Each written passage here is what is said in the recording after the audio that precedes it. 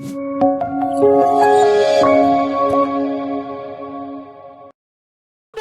Kang Iyu, boleh nggak saya aktif di Muhammadiyah? Dengan sangat senang hati, silakan.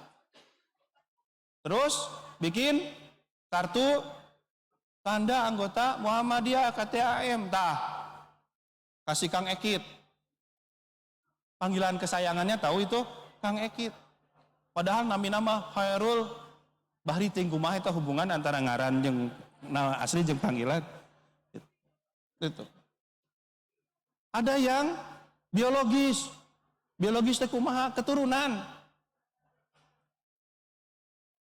Ada yang ayahnya aktif di Muhammadiyah, aktif di Aisyah. Ada kan? Maka Anda diharapkan menjadi kader-kader Muhammadiyah dan Aisyah. Itu. Kalau saya dari mana? Saya dulu aktif melalui organisasi otonom. Kemudian terus aktif dan berproses belajar di Muhammadiyah. Jadi gitu ya. Jadi ulah ada statement gitunya. Alimah abdi mah da di Unisa we hungkul, di Muhammadiyah mah henteu entong. Anda sudah masuk di jalur sekolah atau perguruan tinggi. Nanti proses berikutnya ada Baitul Arqam, ada Baitul Arqamadiyah, itu mah cerita lain lanjutan. Tapi Anda sudah memulainya dari sini.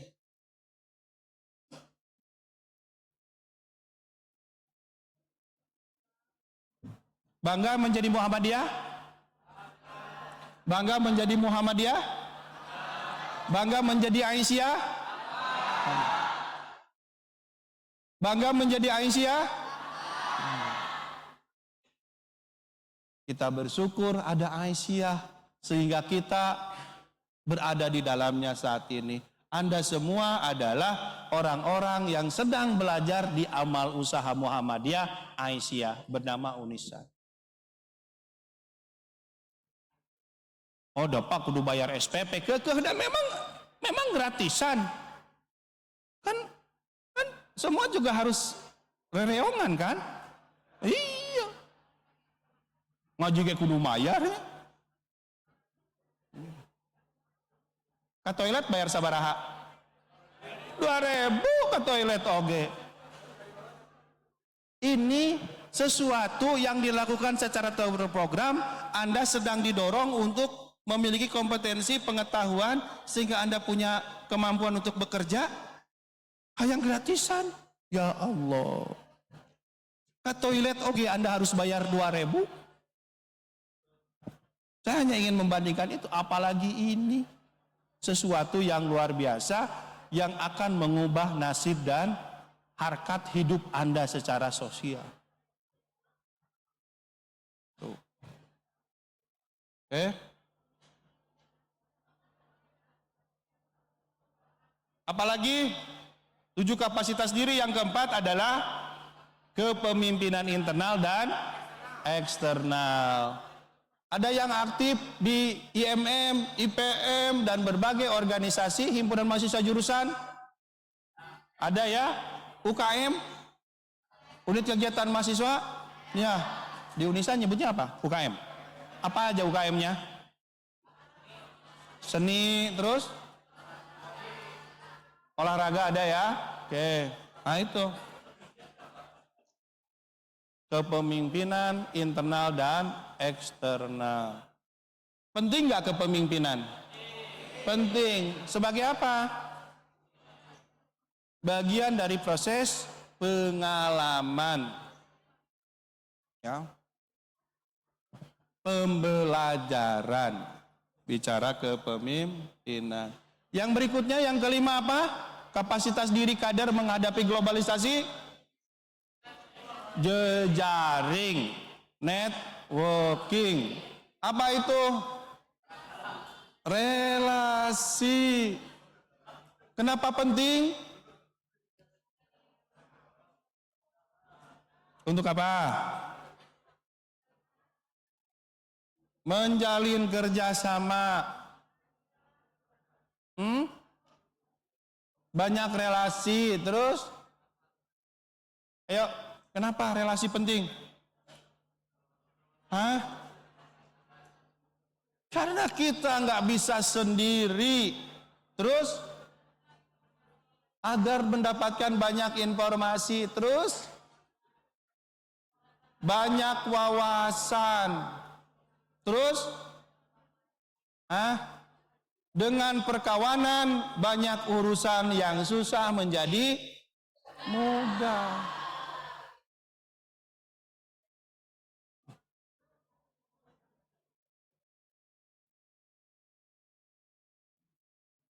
Ada yang mahasiswa-mahasiswi kupu-kupu?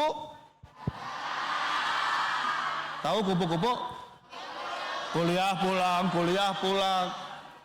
Sok, sekarang Anda mau lulus, mulai dari sekarang Anda langkahkan kaki Anda untuk mulai membangun relasi. Ya, saya tadi pagi WA orang 2. Saya bilang, Kang izin boleh ngopi? Dijawab, boleh Kang Iyu, malam ini nggak apa-apa di Jakarta, siap. Tuh. Maaf, Pak Dokter Iyu mungkin waktunya. Oke, siap. Sudah habis ya. Saya bilang, boleh di Jakarta. Clear. Satu orang teragenda, kontak lagi. Mas, izin apakah di Jakarta, bolehkah saya ngopi-ngopi? Aduh Kang, saya lagi di luar, baru minggu depan baru ada di Jakarta. Kenapa? Bangun jejaring. Ayo kan Jakarta Bandung ngambil. Gitu. Jejaring. Terus apa lagi? Hubungan media. Termasuk media sosial. Ada yang medsosnya keren? Ada yang selegram? Ada? Mana? Mau dong saya belajar, mana?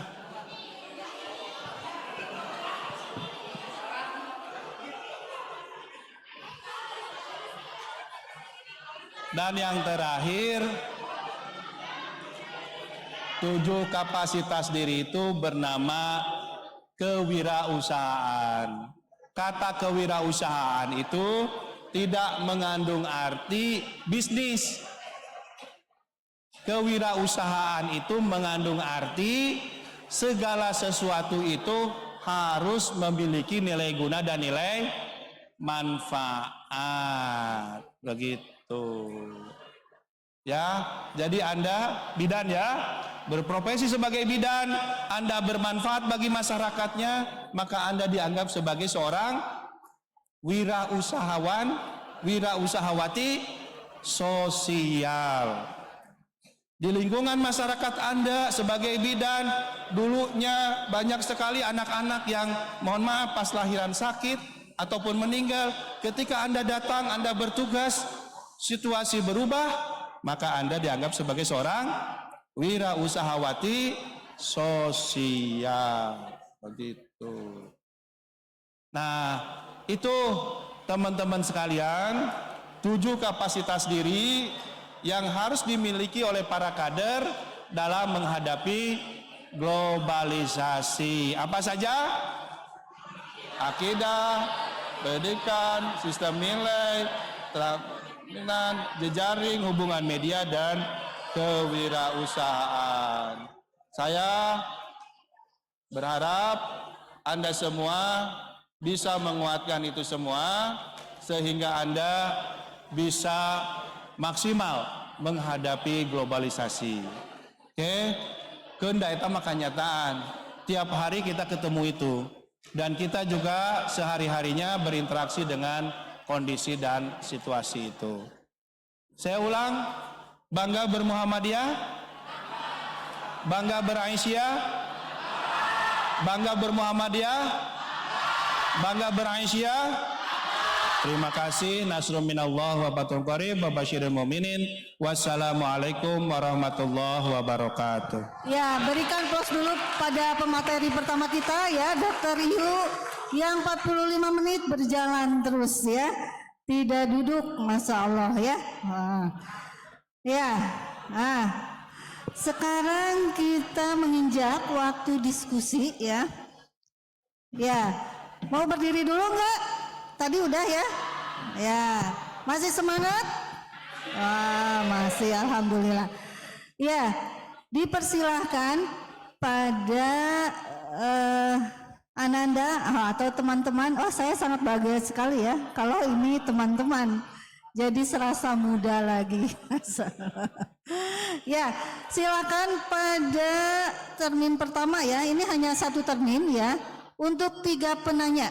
Yuk kita diskusi ya. Kita meriahkan untuk sesi pertama ini ya dengan diskusi. Dipersilahkan pada 3 penanya ya. Yuk, tadi tentang banyak sekali ya tema yang dibahas tadi ya.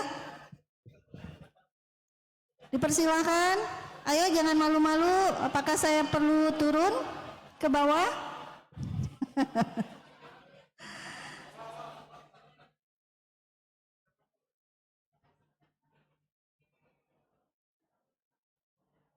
Yuk, tadi tantangan globalisasi ya.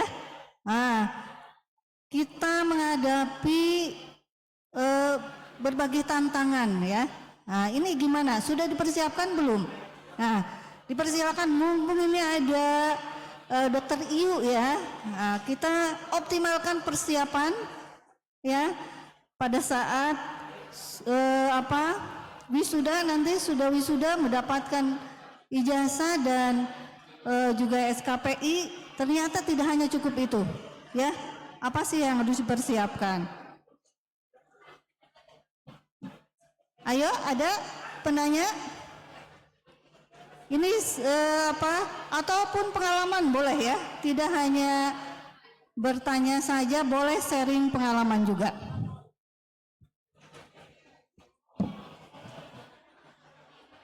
Nih kayaknya harus turun ya.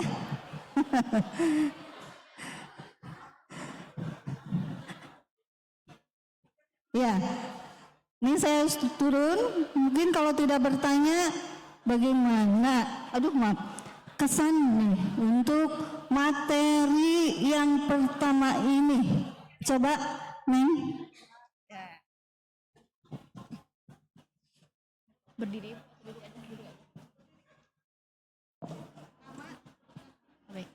Bismillahirrahmanirrahim. Assalamualaikum warahmatullahi wabarakatuh. Baik, perkenalkan nama saya Devina dari Pendidikan Profesi Bidan. Untuk materi yang pertama ini, kesan pesannya kita sebagai mahasiswa, terutama kan kita sudah lulus, mendapatkan ilmu bagaimana menghadapi globalisasi yang akan datang. Salah satunya tadi sudah dijelaskan ada 7 aspek mengenai ideologi, lalu relasi seperti apa. Itu sangat bermanfaat untuk kita sebagai mahasiswa yang akan terjun langsung ke lapangan untuk bekerja gitu Ibu. Mudah-mudahan dari materi ini bisa menjadikan kunci bekal gitu Bu untuk kedepannya. Terima kasih Bapak. Wassalamualaikum warahmatullahi wabarakatuh. Tepuk tangan ya. Ya, selanjutnya, wah ini ada Lela dari Prodi Pariwisata sudah. Bismillahirrahmanirrahim. Bapak, saya Lala izin bertanya. Mungkin kan tadi ini temanya mengenai bagaimana kita menghadapi globalisasi. Nah, poin pertamanya itu adalah akidah dan ideologi, Pak. Nah, mungkin nantinya ketika kita sudah menjadi seseorang yang profesional, kita tidak akan ada di lingkup yang hanya misalkan, Pak, persyarikatan saja misalkan. Untuk menggerus globalisasi ini kita harus tadi kayak ke Jepang ini. Nah, sementara dengan perkembangan global saja kita sudah mengetahui bahwa sekarang itu didominasi oleh ajaran-ajaran sekulerisme yang memisahkan antara agama dengan kehidupan. Nah, bagaimana kita sebagai kader terjun langsung untuk menghadapi globalisasi ini. Jadi sebetulnya kayak kiat-kiat Pak mempertahankan ideologi atau akidah yang sudah kita bangun sebelumnya. Terima kasih Pak. Ya, ini langsung saja ya sama Dr. Yu. Tepuk tangan untuk pertanyaannya. Ya. Terima kasih. Terima kasih. Siapa Mbak siapa? Devina sama Lela. Terima kasih. Teman-teman, dunia ini luas. Dunia ini melintas batas. Oke. Saya bergaul dengan orang non-muslim, lintas agama, lintas negara. Ya, saya pernah bekerja sebagai konsultan dan kolega saya berasal dari Filipina, seorang Katolik dan seterusnya. Ya, tapi bagaimana cara kita mempertahankan diri lagi saum, ya? Kembali itu soal seni kita mengkomunikasikannya. Oke? Karena kalau Anda bekerja di Jakarta maupun di luar negeri, rapat-rapat itu biasa kok. Sambil minum champagne, biasa. Ya, kalau saya biasanya saya izin ya. Mohon maaf, malam-malam habis rapat, kata tim, Kang Iyu, nongkrong ke klub malam. Saya datang. Saya ikut duduk di situ, menikmati apa? Saya nanya ke petugas, Coca-Cola please. Datang. Ya. Kita nggak usah merasa malu, minder ketika kita tidak ikut seperti mereka. Yang penting kita sampaikan itu dengan cara yang respect. Saya kalau rapat sambil minum itu gitu, saya bilang, izin ya, lagi gak enak badan ini. Mereka paham. Gak usah kamu bilang, sorry ya bro, ini makanan dan minuman yang haram buat saya. Nah, kamu masuk neraka nanti gitu. Gak usah. Ya, mohon maaf ya. Ya, saya begitu aja. Ya, saya dari Jakarta datang ke Bandung, selesai meeting kata staf saya semuanya, Pak, ayo dong, hiburan malam. Oke bro, saya setuju, silahkan. Tapi mohon maaf ya, takut di dalam saya ketemu jamaah. Oh iya Pak, udahlah, Pak Yu gak usah ikut. Gitu, gak apa-apa, bercanda aja. Kalau mereka paham, kita menolak dengan halus, gitu loh. Padahal saya pimpinan mereka, tapi saya hargai mereka, gitu. Oke, kita tetap terjaga keyakinan kita. Tuh. Ya, itu. Berstrategi, cara berkomunikasi saja. Percayalah bahwa kalau Anda teguh dengan keyakinan Anda, orang akan respect pada Anda. Begitu. Itu yang saya rasakan. Ya, mohon maaf ya. Saya pernah jadi ketua OKP, organisasi kepemudaan. Wah, apalagi itu. Ya. Gitu. Biasanya saya bilang, izin ya. Mereka paham kok. Mereka paham. Yang penting kita itu nggak bilang tadi, apa-apaan, haram ini, masuk neraka. Wah, itu. Tapi dengan cara yang santun, yang lembut, malah nanti seingat saya, kemudian melahirkan interaksi yang positif. Nanti tempat rapatnya jangan di sini dong, nggak enak sama Kang Iyu, gitu. Biasanya geser. Nasi Padang lah, saya bilang. Mohon maaf, saya juga sering menghadiri kegiatan-kegiatan di kedutaan besar. Ya kan kita tinggal bilang ke petugas, orange please, misalkan. Ya minta minum air hangat misalkan. Kenapa lagi batuk? Hot water please. Gitu. Walaupun bahasa Inggris saya nggak bagus-bagus amat gitu ya. Saya biasa menanyakan, ya apakah ini minuman beralkohol atau tidak gitu. Itu adalah hak kita sebagai seorang muslim yang memang kita dilarang untuk itu. Tapi mengekspresikannya tidak usah seolah-olah sedang berdakwah di depan saudara-saudara kita. Ya kebetulan saya bergaul dengan orang Katolik, non-muslim. Semuanya baik-baik saja, menyenangkan. Saya sekarang bergaul dengan teman-teman Tionghoa, ya biasa-biasa saja. Yang penting tadi kita jaga. Izin ya, aduh izin, saya belum sholat, saya sholat dulu. Oh ya Kang, iya silakan. Selesai sholat kita gabung lagi. Sesuatu yang ini, lagi saum juga begitu. Gitu ya, cara komunikasi yang elegan. Terima kasih. Ya, satu lagi ya kesempatan ini buat kaum pria, kaum Adam. Ayo, ada? Oh ini tertunduk semua. Ada tidak? Ya kalau tidak ada saya ini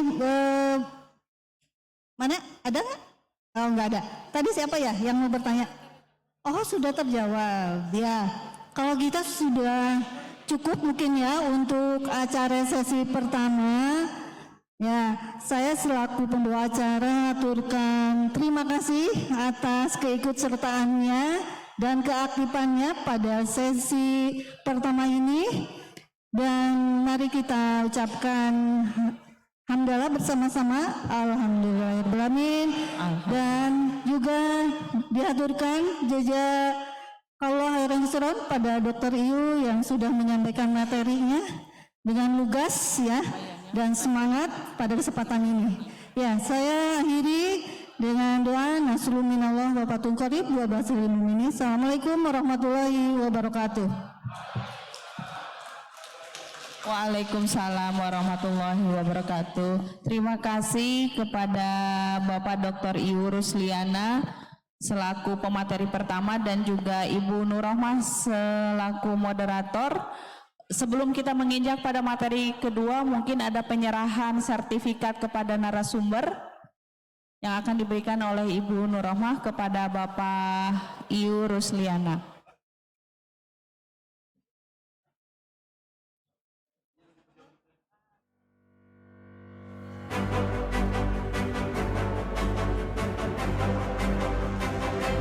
Baik, berikan tepuk tangannya untuk Bapak Iyu Rusliana yang telah memberikan materi pertama. Tadi materi yang sangat bagus sekali tentu saja. Masih semangat teman-teman? Materi kedua apa? Sudah tahu? Tentang apa coba? Karir. Baik, sekarang sudah hadir mungkin ya. Kita sambil tunggu narasumber yang kedua. Ibu mau tanya nih. Lulus dari Aisyah, siapa yang mau jadi istri dokter, bener ya? Nah, kalau ini mau jadi istri perawat, ini nih banyak nih calon nih. Atau yang ini, Cung dari sini yang mau langsung ke pelaminan. Ini kayaknya udah mau nih. Ini ya, Kang Awal mau langsung ke pelaminan. Udah ada calon belum?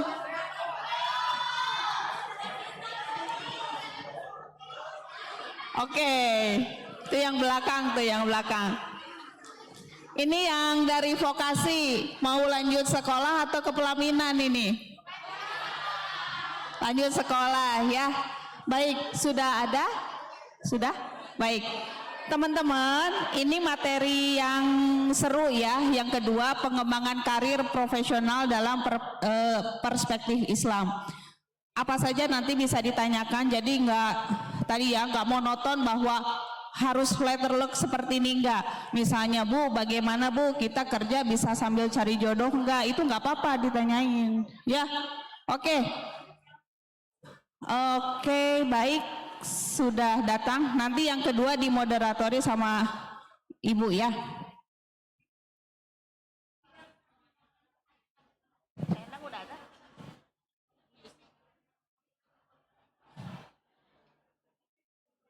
Kepada pemateri kedua Ibu Dr. Yusi Riksa MPD, disilahkan Ibu Yusi. Oke, nggak apa-apa lah, sambil nunggu. Sambil nunggu, Kayaknya ini jam-jam yang ngantuk ya. Nah, Ibu mau ajarin mindfulness dulu sedikit aja ya, 1 menit.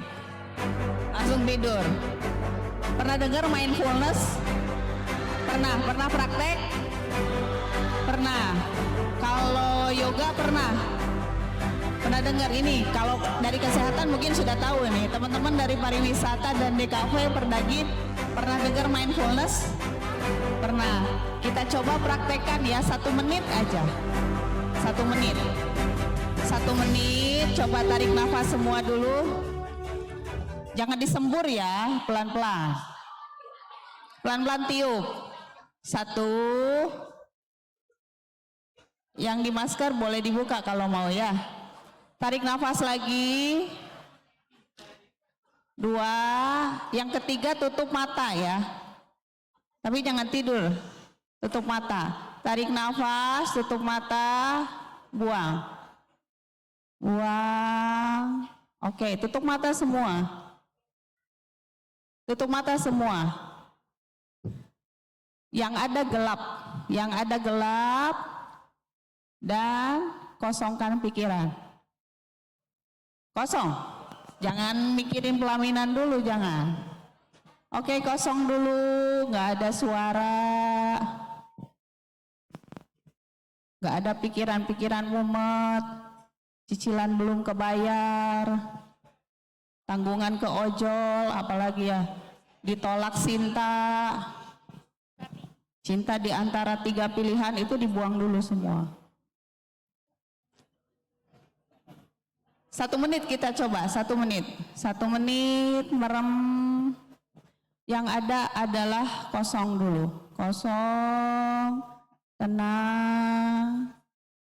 Boleh sambil relaksasi dan sambil beristighfar di dalam hati. Kalau ada yang sakit, daerah dada atau kepala boleh dipegang. Jangan disebut, dalam hati saja, dalam hati saja. Oke, ini terutama teman-teman yang mungkin belum pernah mempraktekkan nih. 1 menit, just 1 minute for we trying mindfulness. Ya, berarti sudah cukup ya. Baik, 3, 2, 1, buka mata. Oke. Ya, tepuk tangan untuk kita semua. Ya, telah hadir di tengah-tengah kita untuk pemateri yang kedua Ibu Dr. Yusi Riksa Yusiana yang nanti akan didampingi oleh moderator Ibu Anissa. Dipersilakan untuk ke depan.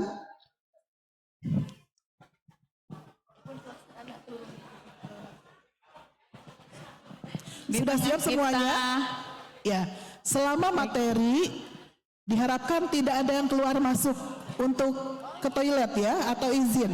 Jadi silakan kalau mau izin setelah acara selesai gitu ya. Jadi jangan keluar masuk. Jadi kalian tidak fokus begitu ya dengan materi. Dan siapkan pertanyaan karena setiap pertanyaan di setiap sesi akan ada door prize-nya ya. Ya. Mangga dilanjutkan. Ya, terima kasih Ibu Susi yang sudah menyambung tadi. Kita lanjut ke materi yang kedua, teman-teman. Di tengah kita sudah hadir Ibu Dr. Yusi Riksa MPD. Beliau adalah sebagai di Unisa, BPH Unisa Bandung. Keseharian beliau bertugas atau berdinas di UPI, Universitas Pendidikan Indonesia, dan Umi Yusi ini banyak sekali mendapatkan penghargaan. Mungkin bisa ditampilkan ya. Nah, ini mungkin ya kontak beliau, selain sebagai peneliti juga sebagai dosen berprestasi juga, terutama interestnya Bu Yusi ada lessons, guidance, and counseling. Mungkin di counseling ini bagi yang pengen curhat-curhat ini tepat nih gitu ya. Pengen cepat dapat jodoh, pengen cepat usahanya lancar, apalagi ya Umi ya, banyak ya. Baik, tanpa berlama-lama kita sambut pemateri yang kedua kita, Ibu Dr. Yusi Riksa MPD. Disilahkan Ibu Yusi.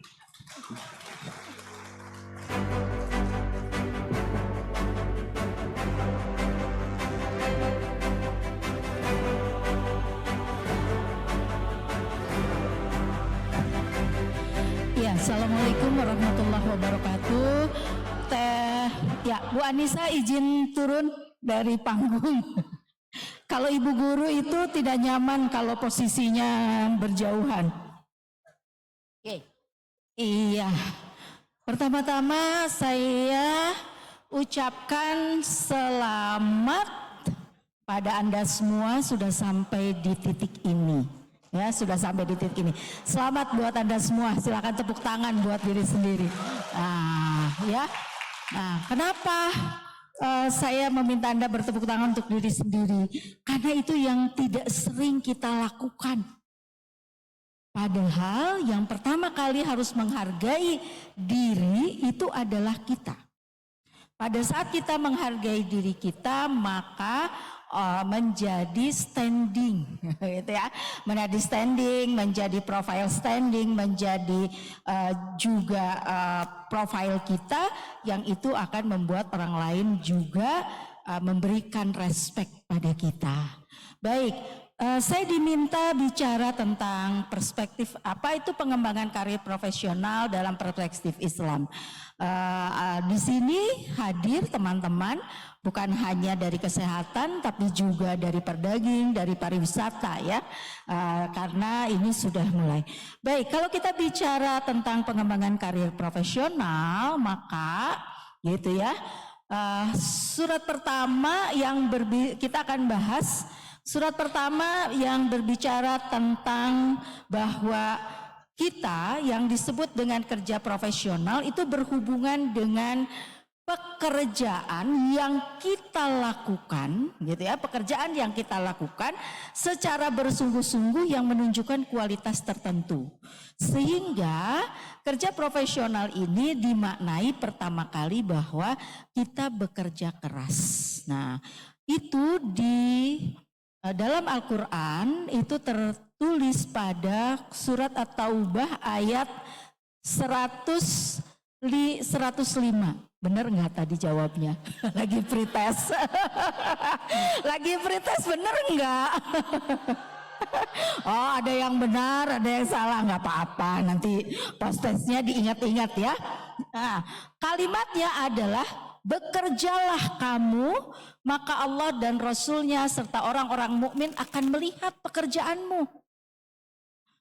Bekerjalah kamu, maka Allah dan Rasulullah serta orang-orang mukmin akan melihat pekerjaanmu, dan kamu akan dikembalikan kepada Allah yang mengetahui akan yang gaib dan yang nyata, lalu diberitakan kepada kamu apa yang telah kamu kerjakan. Bekerjalah kamu, dan pada saat kamu bekerja, Allah melihat kita. Allah melihat bagaimana kita bekerja.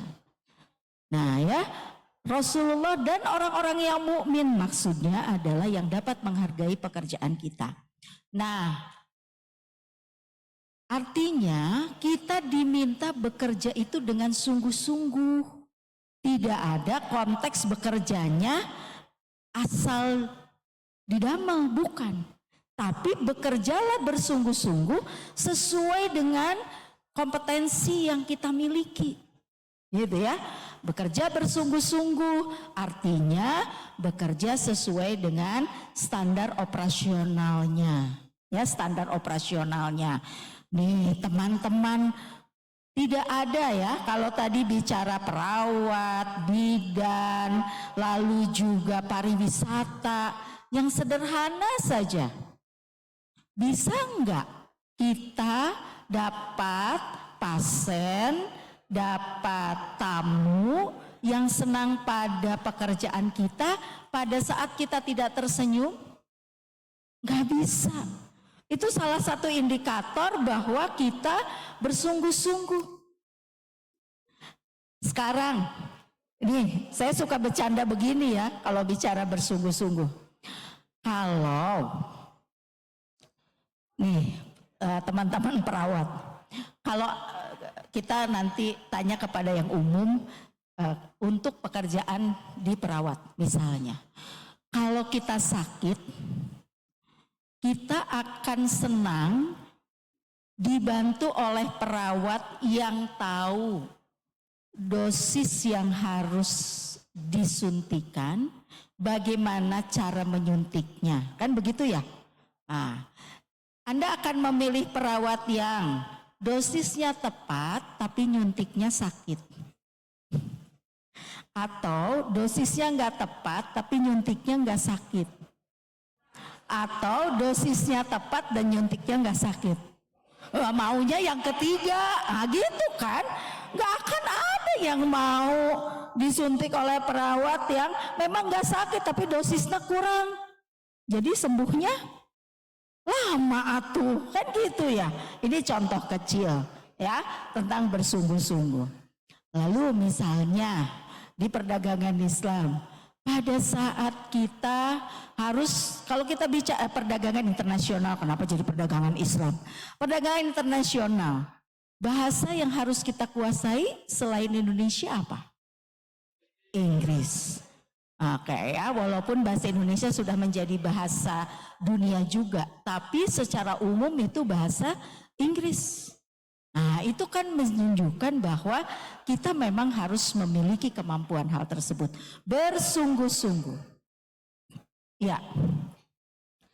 Bagaimana kita melakukan pekerjaan itu? Karena dengan kita melakukan pekerjaan, kita membuka pintu rizki. Gitu ya. Nah, ada plesetan katanya begini, menikah itu juga membuka pintu rizki, betul nggak? Betul. Kenapa jadi betul? Kenapa jadi betul? Karena kalau sudah menikah kan mikir, mau dikasih makan apa istri saya? Jadi pasti apa? Cari pekerjaan, gitu kan? Mau pada saat itu kalau laki-laki, pada perempuan juga begitu. Begitu menikah, kenapa menambah rizki? Karena apa? Oke, saya sudah punya suami, berarti saya akan membangun cinta kasih saya pada suami dengan berkasih sayang pada suami. Apa berkasih sayang? Memperhatikan bagaimana misalnya pakaian suami. Apakah itu membuka pintu rizki? Iya, itu. Jadi katanya menikah itu hanya tinggal berani atau tidak. Tapi kan kalau menikah paling tidak mikir gitu ya. Maknya pada kieu wae kasepuh kan sudah nikah kan gitu ya, paling tidak mikir. Itu yang menjadi pintu rizki. Yang berikutnya, bekerja itu bertujuannya bukan hanya memperoleh rezeki tadi, tapi pada saat kita bekerja dengan baik, diniatkan untuk mencari ridho Allah, maka pekerjaan ini juga menjadi ibadah. Karena semua perilaku kita pada dasarnya adalah ibadah. Gitu ya. Memulai berkeluar dari rumah, bismillahirrahmanirrahim. Memulai dengan kaki kanan kita sudah berniat untuk menjalankan misi kita di dunia, dan itu menjadi ibadah. Kalau saya ditanya oleh semua teman-teman, Bu Yusi, kenapa sih mau jadi guru? Guru mah gajinya alit, gitu. Jawaban saya hanya satu, tahu nggak? Pada saat saya jadi guru, 99% saya nggak pernah beli baju. Coba, kenapa? Iya, kasih seragam, gitu kan? Terus nanti ada acara apa seragam lagi, 17-an seragam lagi, 99% saya nggak pernah beli baju. Terus tambahannya apa? Bu Yusi bajunya apa mereknya? Casio dan Casima. Dikasih orang dan dikasih mahasiswa. Pusing kalau sudah kayak begini, kalian lulus itu kepikiran kan, mau ngasih sama pembimbing akademik baju lagi.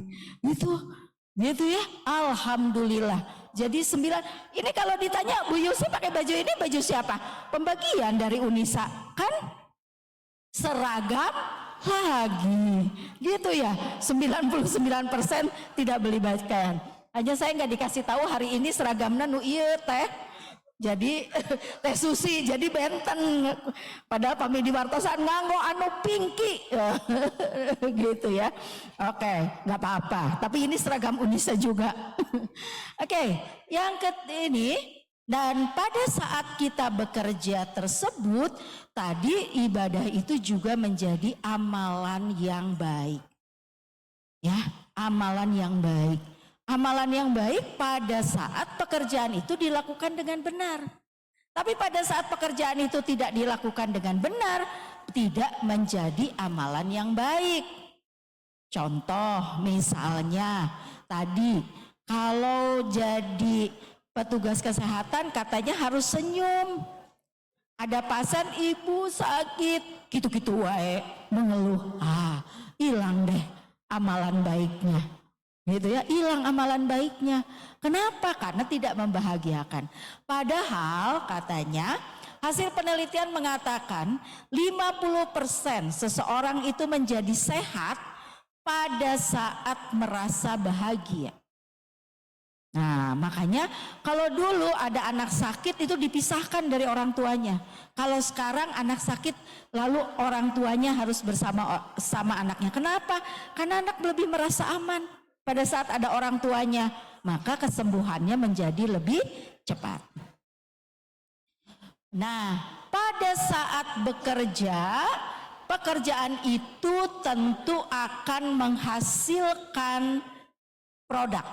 Ya, menghasilkan sesuatu. Hasil dari pekerjaan itu bisa berupa produk, hasilnya sendiri kita bukan bikin kue, maka hasilnya adalah kue. Tapi bisa jadi itu berupa uang. Ya, atau gaji. Bisa jadi yang kita peroleh adalah berupa uang atau gaji. Kalau jadi ibu rumah tangga, hasilnya apa? Ya, betul ada pahala. Tapi di luar itu juga ada hasil kenyamanan. Rumahnya jadi nyaman, semua orang merasa tenang pulang ke rumah. Jadilah rumahku surgaku. Tapi pada saat ibu rumah tanggana haroream, anaknya rewel, tesasapu, alim ibak, kira-kira suaminya kabur apa kagak? Kabur, karena tidak merasa pulang ke rumah. Menih mirarian bumi sanes tah. Jadi tidak boleh ya. Jadi kalau kita bekerja, melakukan sesuatu, lakukanlah dengan sungguh-sungguh dan pantang menyerah. Ya, kerja keras itu harus yang halal, tulus, dan juga menjadi berkah. Oke, kita lanjut. Surat berikutnya adalah pada Quran surat Al-Isra ayat 84. Surat ini menyatakan, nah nanti tinggal recheck, tadi jawaban saya benar apa enggak? Ya, setiap orang, ya nanti diingat-ingat ya waktu post test.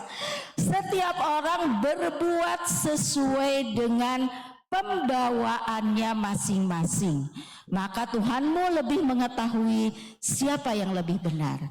Jadi pada saat kita mengerjakan pekerjaan, berikanlah pekerjaan itu pada orang yang memiliki kemampuan untuk itu. Apa yang disebut dengan bawaan? Baik bawaan karena diberikan anugerah oleh Allah Subhanahu wa Ta'ala, maupun bawaan yang diperoleh dari hasil pendidikan dan pengalaman. Nah, teman-teman hari ini punya hasil pendidikan, gitu kan? Selama kuliah, punya hasil pengalaman, mungkin selama magang atau berinteraksi, dan punya juga bawaan yang dibawa dari sejak lahir. Salah satunya adalah dukungan orang tua. Salah duanya otak yang diberikan Allah Subhanahu wa Ta'ala. Salah tiganya bakat yang kita miliki. Kan gitu ya. Nah, salah empatnya sifat-sifat kita. Nih, kalau kita misalnya sebagai pekerja seni di DKV, mana lulusan DKV? Belum ada?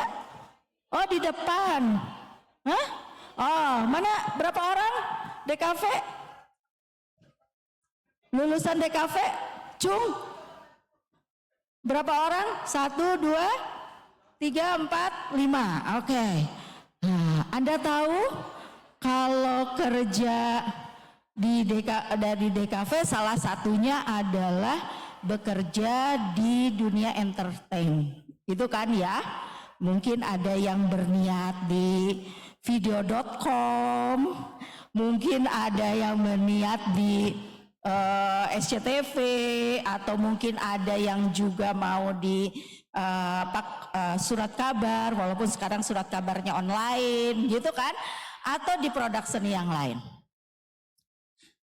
Pada pekerjaan-pekerjaan itu toleransi terhadap kesalahan atau presisi ya istilah teman-teman, kesalahan atau presisi dari produk yang teman-teman buat berapa persen?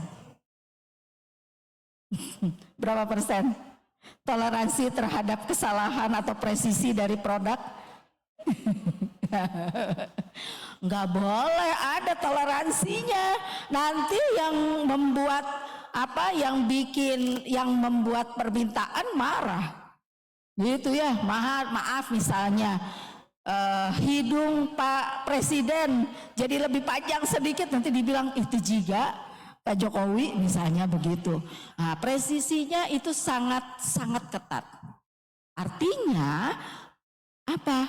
Bakat untuk melihat tilikan ruang pada satu benda sangat tinggi, harus dikuasai oleh teman-teman DKV. Gitu ya. Kita kadang-kadang mungkin bisalah pakai Canva juga membuat flyer. Nah, tapi dari teman-teman DKV akan nampak perbedaan flyer yang dibuat oleh teman DKV dan flyer yang dibuat oleh kita. Karena apa? Karena ada nuansa pemahaman terhadap berbagai simbol yang kita mungkin tidak pelajari. Gitu ya. Itu satu contoh saja. Oke. Jadi harus sesuai dengan bakat dan kemampuannya. Saya mau cerita sedikit nih. Tetangga depan rumah saya itu dua-duanya lulusan ITB. Yang satu dari teknik komputer, yang satu dari teknik lingkungan. Tapi tahu nggak apa yang mereka kerjakan? Mereka hari ini bekerja sebagai guru angklung di Singapura, di sekolah-sekolah di Singapura. Kenapa? Karena mereka punya bakat seni dan masuk pada kelompok penggemar atau pengelola angklung. Lalu apa? Lalu fungsi dari pendidikan yang mereka ikutinya. Nah, lalu angklungnya didigitalisasi, gitu kan? Sehingga pada saat menjelaskan di kelas memang pegang angklungnya, tapi notnya apa yang harus dipijitnya tertampilkan. Nah, itu yang membuat lalu kualitas mengajar angklung mereka baik. Sehingga standar bayarannya bukan rupiah, tapi dolar. Nah, kan gitu. Sesuai dengan bakat dan kemampuannya. Gitu. Jadi maksud saya begini, apakah boleh nih seorang perawat atau seorang bidan tidak bekerja sebagai bidannya, tapi misalnya bekerja di tempat lain yang masih mempertimbangkan membantu orang lain? Mungkin karena Anda punya latar belakang pendidikan, latar belakang pengalaman, dan juga ada sifat-sifat diri sesuai dengan orang yang senang memperhatikan orang lain, ya. Baik. Surat berikutnya adalah Al-Waqiah ayat 63 sampai 64. Aduh.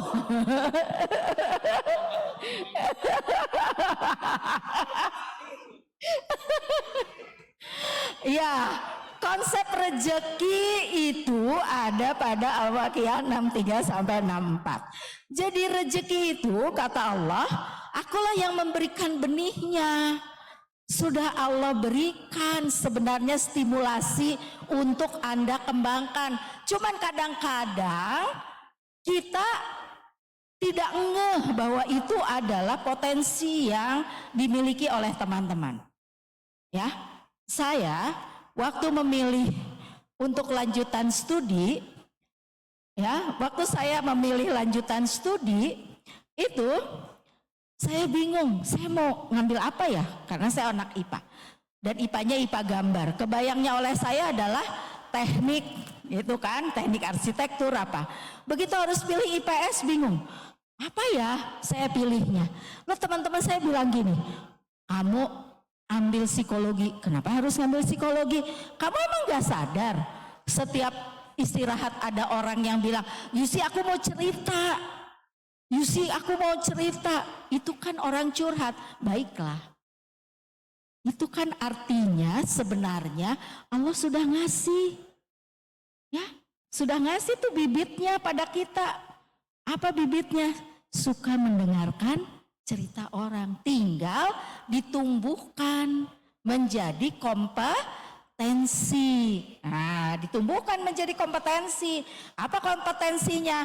Kompetensi dalam bidang psikologi. Pakai teknik mendengarkan tidak hanya mendengarkan gitu ya. Lalu tidak jadi apa yang didengarkan jadi gibah.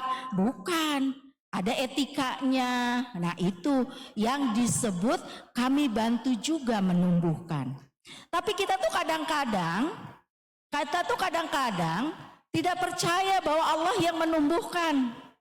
Karena kita sepertinya punya mimpi, tapi pada saat kita melakukan satu keputusan yang harus dipahami oleh teman-teman, keputusan itu bisa sesuai dengan harapan kita. Hasilnya itu bisa sesuai dengan harapan kita, bisa tidak sesuai dengan harapan kita. Nah, pada saat apapun hasil itu, berprasangka baiklah pada Allah. Karena yang baik menurut kita, belum tentu baik menurut Allah. Gitu kan? Yang tidak baik menurut kita, belum tentu tidak baik menurut Allah. Gitu ya. Pada saat saya lalu bicara, kenapa saya nggak keterima di teknik kimia, padahal saya sangat mau teknik kimia. Terus teman-teman saya bilang, kalau kamu ke teknik kimia, kamu nggak akan bisa jalan-jalan. Sementara kamu hobinya jalan-jalan. Jadi apa? Keterimanya di dulu IKIP Bandung, belum jadi UPI. Di IKIP Bandung sebagai bimbingan dan konseling. Apa saya jalan-jalan? Iya. Jalan-jalan kemana-mana kayak gini, ngamen judulnya, ngamen jalan-jalan ya, menjelaskan tentang berbagai keilmuan. Jadi begitupun nanti Anda ya, jangan patah semangat, jangan lalu bilang kunaon ngalamar kaditu tak acan katampi. Mungkin Allah menyediakan tempat yang lebih baik yang tidak kita sadari sebelumnya ya. Itu yang harus kita pahami. Oke. Berikutnya An-Naba ayat 9 sampai 11. Bahwa yang namanya kehidupan yang kita miliki itu ya 9 sampai berapa? Siang hari ngapain katanya ya? Bertebaranlah kamu gitu ya. Dan kami telah menjadi waktu tidur kalian sebagai istirahat. Jadi tekenging janten kalong. Ya, ari wengi teh waktosna kulem Bu. Kan abdi mah perawat aya shift malam. Iya, tapi kan artinya ada kan walaupun shift malam kan ada tempat tetap untuk istirahat. Karena pasiennya juga tidur. Emang pasien bangun semalaman? Enggak, pasiennya juga tidur. Kecuali ada jam-jam tertentu yang memang mungkin harus memberikan obat pada pasien tertentu, gitu kan? Tapi ada juga yang tidak atau mengganti infus misalnya. Tapi sisanya sebenarnya istirahat, ya. Dan kami jadikan waktu malam sebagai pakaian yang menyelimutimu atau istirahat. Maksudnya begini sayangku, apa yang kita pelajari pada siang hari itu harus terekam dalam pikiran kita. Kalau Anda kurang tidur, maka Anda mudah menjadi pelupa. Ya, tidur itu harus cukup. Sebagai orang dewasa, tidur kita minimal adalah 4 sampai 8 jam. Kalau lebih dari 8 jam mah eta mah orok. Ya. Oke, 4 sampai 8 jam, tapi tidurnya harus tidur berkualitas. Kok bisa Bu 4 jam? Iya, kalau betul-betul tidur seperti Habibie 4 jam itu berkualitas. Kita itu coba Anda hitung. Kalau Anda tidur 8 jam, sebenarnya yang betul-betul tidur berapa jam? Udah naik ke tempat tidur, nonton heula drakor, eta udah tidur apa belum? Belum. Nonton drakornya sampai jam 12. Tidurnya 2 jam paling. Gitu kan? Nah, kalau tidur itu betul-betul tidur. Dan orang yang betul-betul tidur sebenarnya tidak akan bermimpi. Karena mimpi adanya di ambang tidur, menjelang tidur dan menjelang bangun. Pada saat benar-benar tidur Anda tidak akan mimpi. Gitu ya. Mimpi itu akan terjadi menjelang bangun dan menjelang tidur dan menjelang bangun. Dan kami jadikan waktu siang untuk mencari kehidupan. Bertebaranlah kalian untuk mencari kehidupan, mencari nafkah, untuk mencari rezeki, mencari apa di siang hari. Oke. Berikutnya adalah An-Nahl 97. Udah lewat ini mah, An-Nahl mah gak ditanyain. Pretest, gak ada. Oke, barang siapa yang mengerjakan amal soleh, baik laki-laki maupun perempuan dalam keadaan beriman, maka sesungguhnya akan diberikan kepadanya kehidupan yang baik. Jadi tadi kan, kita bekerja itu bukan hanya memperoleh uang, tapi harus menjadi ibadah, harus menjadi amal ibadah kita yang baik. Pada saat menjadi amal ibadah yang baik, maka kita akan memperoleh kehidupan yang baik. Gitu ya. Kenapa? Karena rumus kehidupan itu bukan rumus matematika.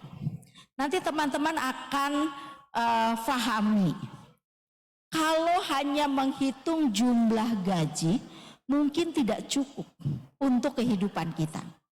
Ya, kalau tadi saya ditanyakan, Bu Isi kenapa mau jadi guru? 99% nggak pernah beli baju.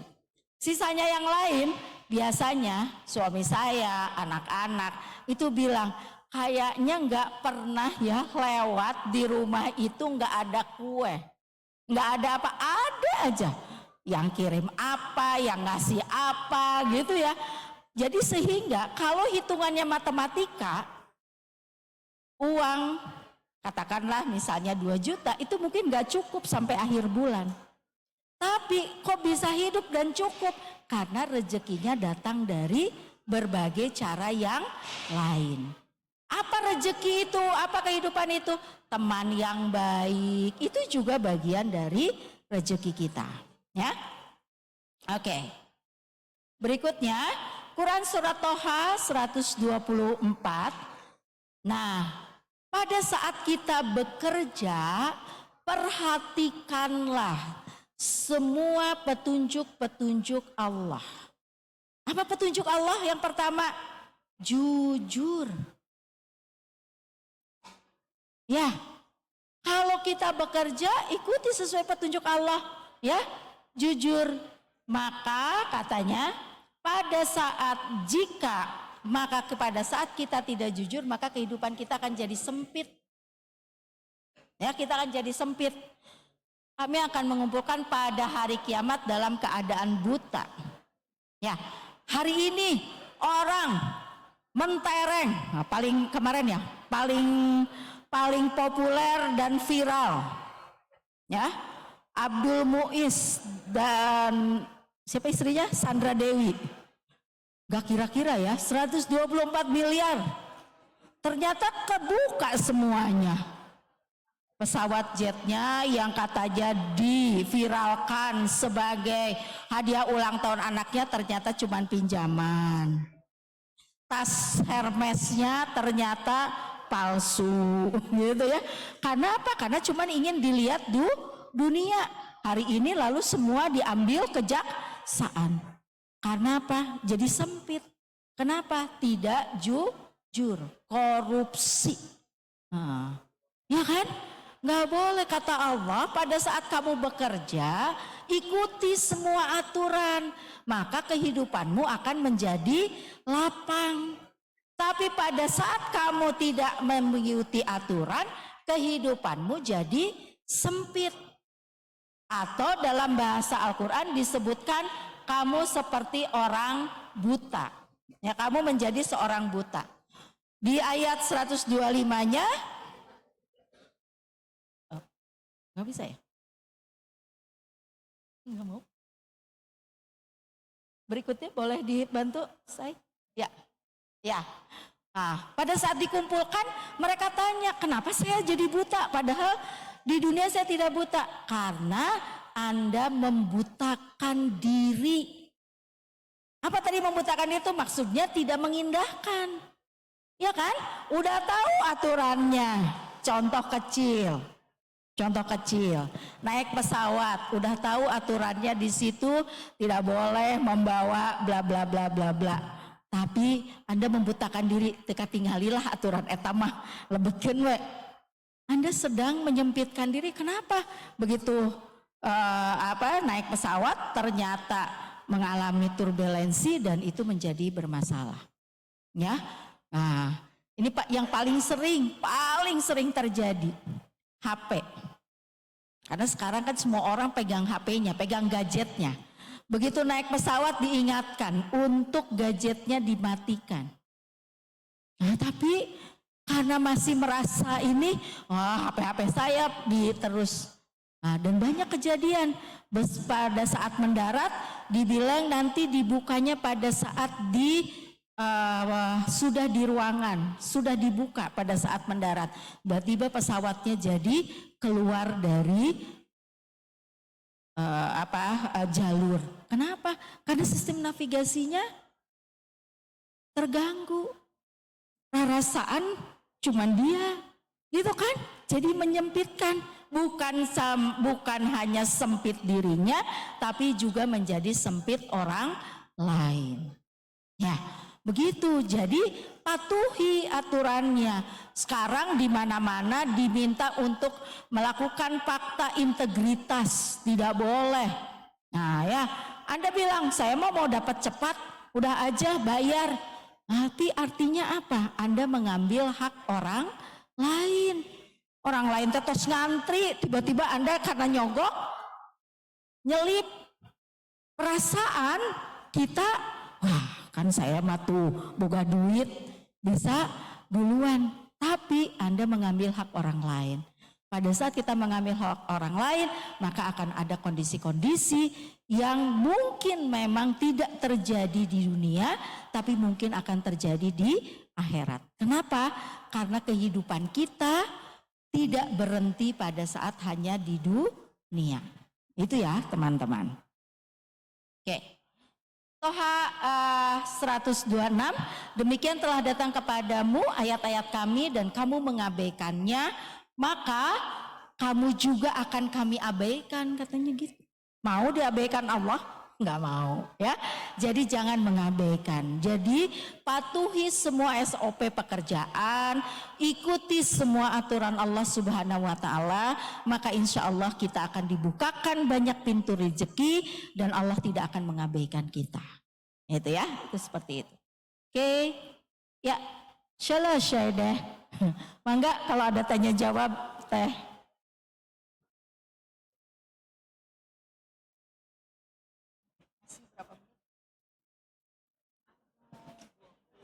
Ya, Terima kasih kepada Umi Yusi yang sudah memberikan materi singkat, padat, jelas, dan tentunya menarik sekali ya. Beri tepuk tangan dulu untuk Umi Yusi. Izin Umi saya juga ke bawah. Barangkali ada yang teman-teman mau bertanya. Ada yang ingin ditanyakan? Recording in progress. Kepada Ibu Yusi, bagi yang mau curhat boleh juga ya Umi ya? Boleh, boleh. Oh, ya, karena Bu Yusi ini adalah memang pakarnya konselor, begitu ya. Tadi yang Ibu bilang, yang mau cepet nikah, konsultasi. Terus apalagi? Yang mau buka usaha, tadi udah disinggung ya, konsep rezeki dan juga tadi presisi disinggung. Ada dari belakang, tadi tengah ya. Terus nanti perwakilan satu perempuan, satu laki-laki yang nanya. Yang dari belakang, ada yang ingin ditanyakan? Ini teman-teman dari nurse, ada? Yang lagi galau deh sekarang, siapa yang lagi galau? Recording in progress. Yang lagi baru diputuskan. Yang baru diputuskan. Ada siapa teteh namanya? Ya, atau saya tanya, Nah, siapa boleh. di antara teman-teman yang sudah punya akun siap kerja? Nah, Kementerian Tenaga Kerja dan Transmigrasi itu punya web siap kerja. Di sana teman-teman bisa cari berbagai tawaran-tawaran pekerjaan. Gitu ya, masuk ke akun siap kerja. Oke. Itu salah satu hal di mana teman-teman mempersiapkan diri.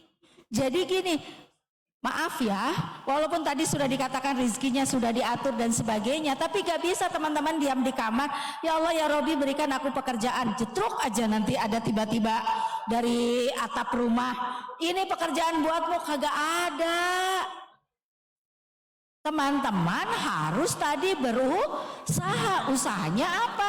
Ya membuat lamaran pekerjaan gitu kan, mencari informasi-informasi pekerjaan gitu, membangun satu kelompok komunitas untuk memperoleh pekerjaan yang sebenarnya mungkin itu diberikan oleh orang-orang yang butuh.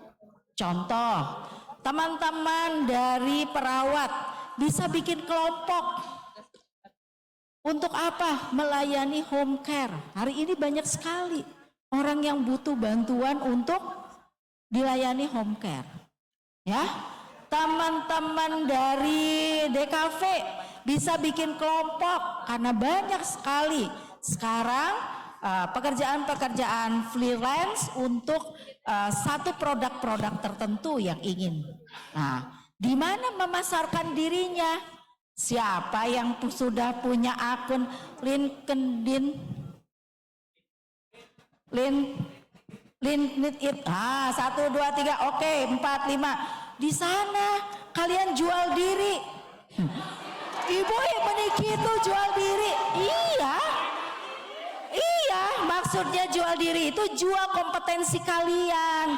Tunjukkan saya namanya siapa, lulusan mana, punya sertifikat apa. Itu seperti itu. Walaupun bahasa saya mengatakan jual diri dalam pengertian bukan lalu dihargai harga saya 100.000, bukan. Tapi ada orang yang lalu tertarik berminat pada Anda. Termasuk misalnya saya sudah pernah melakukan penelitian tentang, ya kemarin saya baru saja dimintakan dari NGO tentang bagaimana proses pembelajaran untuk reproduksi sehat. Anak bidan, anak perawat itu bisa daftar. Jadi pekerjaan, siapa yang sudah buka link pendaftaran CPNS. Nah, iya, harus sudah mulai bikin akun. Jangan nanti karena apa? Sudah waktunya mendekat, hetik. Apa ininya roomingnya susah. Itu kan? Tapi dari sekarang itu yang disebut dengan bersungguh-sungguh. Gitu loh. Tadi yang bikin komunitas bisa wirausaha bikin home care tadi, bisa wirausaha bikin rumah produksi ini buat teman-teman DKV, bisa bikin komunitas untuk melayani konsultasi ekspor impor, misalnya kan begitu. Ya, kalau mau wirausaha yang diambilnya. Nah, siapa yang sudah berniat melanjutkan studi? Sip, ada yang mau, mungkin dari perawat ada yang melanjutkan ke nurse, mungkin ada yang mau melanjutkan ke S2, gitu kan? Nah, ada yang sudah cari tahu beasiswa luar negeri, LPDP dan lainnya, nah gitu. Jadi, halo, cari semua peluang, ya. Dulu saya bertemu dengan Profesor Jawa Dahlan Allahu Yarham, tanya sama saya, Yusi katanya, itu Wulan pergi ke haji, kamu mau berangkat nggak ke haji? Ya mau atuh Prof. Siapa yang nggak mau pergi haji? Pasti kan jawabannya gitu. Terus pertanyaan kedua beliau sederhana, sudah mulai nabung buat haji? Belum. Terus gimana kamu mau dipanggil kalau belum pernah daftar? Daftar itu meniatkan diri, kita memang ingin sudah berniat untuk berangkat. Jadilah saya daftar, buka rekening tabungan haji. Dan alhamdulillah pada saat saya sudah mendaftar, itu Allah mulai manggil, kasih pekerjaan sehingga masuk pada tabungan. Dalam jangka waktu tidak terlalu lama sudah dapat porsi haji.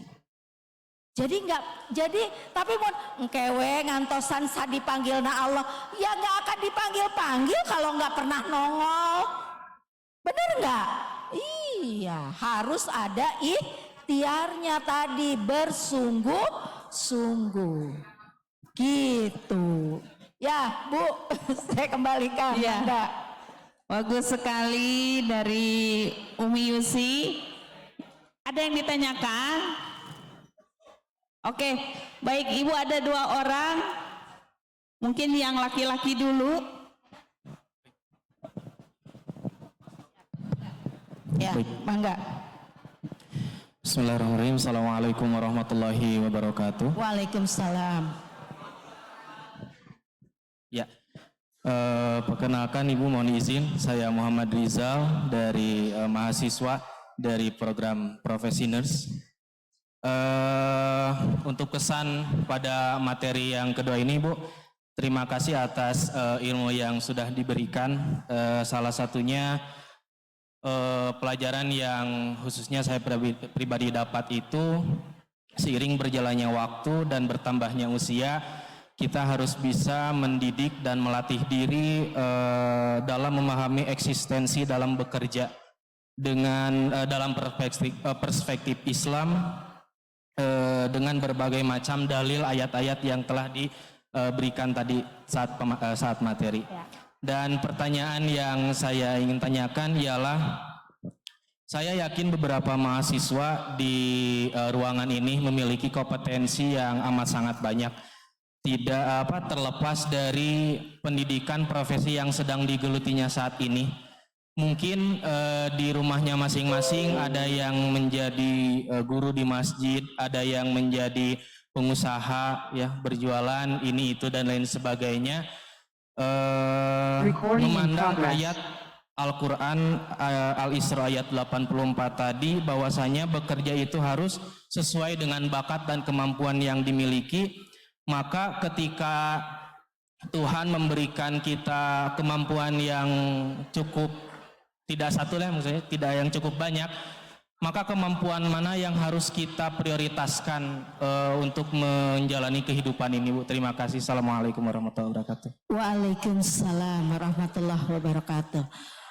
Allah mengatakannya pada kita sebenarnya yang dicari oleh kita itu adalah kebahagiaan.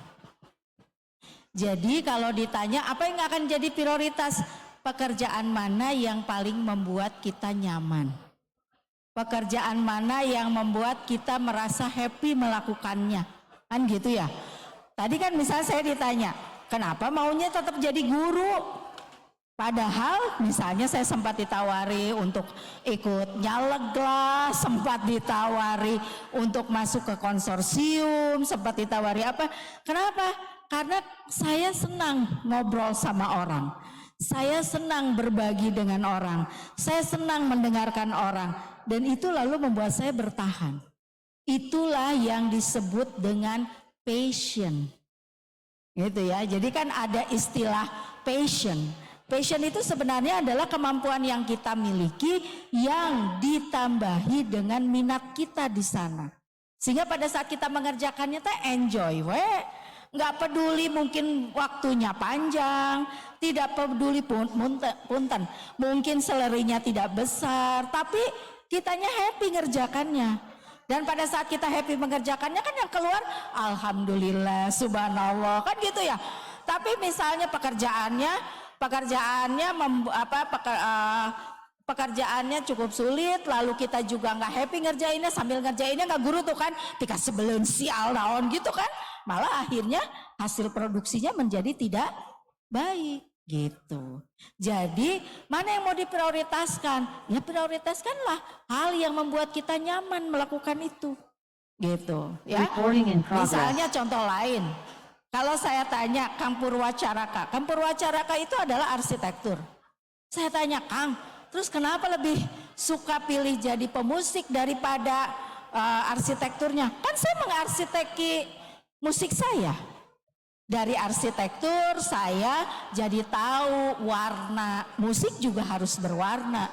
Dari arsitektur saya tahu ritme. Jadi artinya keterampilan yang lain, pendidikan yang lain, pengalaman yang lain dijadikan pendukung dari apa yang kita inginkan. Gitu Kang. Terima kasih. Mangga. Iya. Tur nuhun, tepuk tangan. Ya. Satu lagi mungkin tadi teteh siapa? Ya, mangga. Bismillahirrahmanirrahim. Assalamualaikum warahmatullahi wabarakatuh. Waalaikumsalam. Mungkin perkenalkan, saya Windy dari program studi pariwisata. Ibu izin bertanya, melihat tadi dari daftar riwayat hidup yang ditampilkan, kegiatan organisasi Ibu berjalan dengan baik, kemudian juga pendidikan, Masya Allah sekali bisa sampai S3 ya. Selain itu juga beberapa kali Ibu menyinggung terkait menjalankan tentang peran Ibu sebagai ibu rumah tangga. Sebagai wanita, saya ingin tahu, boleh di-share nggak Ibu tipsnya untuk konsisten menjalani itu semua sampai hari ini gitu. Terima kasih. Wassalamualaikum warahmatullahi wabarakatuh. Waalaikumsalam warahmatullahi wabarakatuh. Kalau bicara tentang berumah tangga, ceritanya jadi panjang banget. Tapi satu, saya dipinang oleh istikharah. Karena saya dan suami saya tidak pernah bertemu sebelumnya, bertemu di sebuah aktivitas. Mertua saya menginginkan saya menjadi menantunya, lalu dimintalah anak laki-lakinya buat beristikharah, dan selanjutnya saya bermimpi tentang beliau sampai dengan Desember kami menikah di tahun 90, berpacaran sambil berkeluarga dan sampai kemarin tahun 2023 suami saya meninggal dunia, kami menjalani bahtera 35 tahun. Jadi artinya sebenarnya itu tadi, jodoh itu sangat tergantung dari bagaimana kita menjalani kehidupan. Jadi berbaik-baiklah dalam kehidupan kita, maka mudah-mudahan kita juga diwafatkan dalam kondisi baik. Ya kan? Berbaik-baiklah. Allah mengatakan dari sisi jodoh bahwa perempuan yang baik untuk laki-laki yang baik. Maka kalau kita ingin dapat pasangan yang baik, pantaskan diri kita menjadi orang baik. Sehingga kita dapat pasangan yang baik. Itu saja. Itu satu, yang pertama. Lalu yang kedua, walaupun mungkin disebut klise, tapi pada saat kita menjalin hubungan sebagai keluarga, maka buatlah visi misi dari keluarga. Keluarganya mau dibawa kemana, bagaimana kita menjalaninya, termasuk bagaimana kita mengatur keuangan, sehingga nggak ada, kalau dalam saya dan suami saya, nggak ada cerita artos lalakina sehingga suami saya menyembunyikan penghasilannya misalnya, nggak ada. Karena dari awal kita sudah berkomitmen bagaimana nafkah itu akan kita peroleh dan bagaimana kita menggunakannya, gitu ya. Saya dari keluarga besar, suami saya dari keluarga besar, kami mengajamkan diri punya anak banyak. Karena saya 8 bersaudara, suami saya juga 8 bersaudara. Tapi Allah hanya menakdirkan 2 saja anak saya.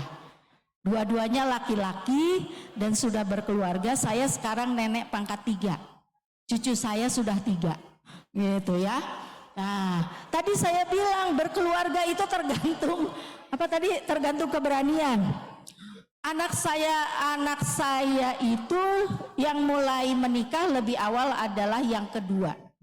Karena dia dan menantu saya sama-sama dari pesantren dan lalu sangat paham bahwa kalau sudah tidak tahan lebih baik dihalalkan. Jadi semester 6 kuliah anak saya yang kedua hanya bilang begini, Umi mau menikahkan saya atau mau nanggung dosa?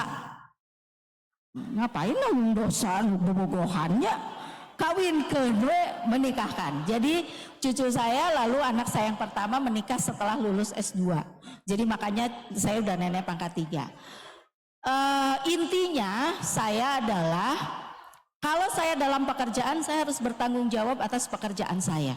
Tidak boleh orang yang harusnya dilayani oleh saya tidak terlayani. Tidak boleh atasan saya merasa tidak puas atas pekerjaan saya. Tapi pada saat saya di rumah, saya harus menanggalkan itu. Di kampus saya kepala badan, di rumah saya istri, nggak boleh saya merintah suami saya. Nah, posisi itu, peran itu yang lalu saya coba lakukan.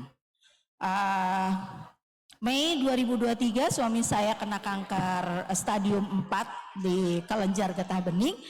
Pada saat itu saya juga sudah boleh mengajukan profesor, tapi lalu kita abaikan itu semua. Dan kalau ditanya Bu Yusi profesornya apa? Profesor pasang kolostomi bag, profesor pasang infus, karena hampir 8 bulan selama masa sakitnya tidak lepas dari infusnya, gitu ya. Dan itu membuat saya cuma bilang, ya Allah terima kasih. Kenapa? Saya diminta pulang dengan kondisi sakit. Saya yang biasanya berkah karena saya beti, bengeti tahun wajahnya, bengeti tahun. Tugas ini, tugas itu, tugas ini, tugas itu. Pada saat suami saya sakit, saya ditarik pulang ke rumah dan melayani suami. Sampai suami saya tidak ada. Setelah suami saya tidak ada, Ibu Yusi beti lagi. Saya baru pulang dari Lok Semawe. Lok Semawe itu 10 jam perjalanan pakai travel dari Medan. Mendampingi pengembangan kurikulum untuk IAIN Lok Semawe. Jadi itu tadi dikasih ngamennya, alhamdulillah. Jadi kalau dibilang ini jadi janda nggak punya penghasilan, enggak juga, alhamdulillah rezekinya tetap ada. Tadi karena kita berkomitmen terhadap kompetensi yang kita miliki. Intinya berperanlah sesuai dengan peran kita, di mana kita harus berperan. Gitu konsepnya, ya. Siap non? Karir kita, karir profesional ibu rumah tangga juga karir kita. Terima kasih, saya kembalikan. Baik. Oke, wassalamualaikum warahmatullahi wabarakatuh. Umi Yusi harus kembali ke kampus UPI karena pukul 13 harus ngisi mokaku di Universitas Pendidikan Indonesia. Ya, terima kasih Umi Yusi atas materinya. Baik.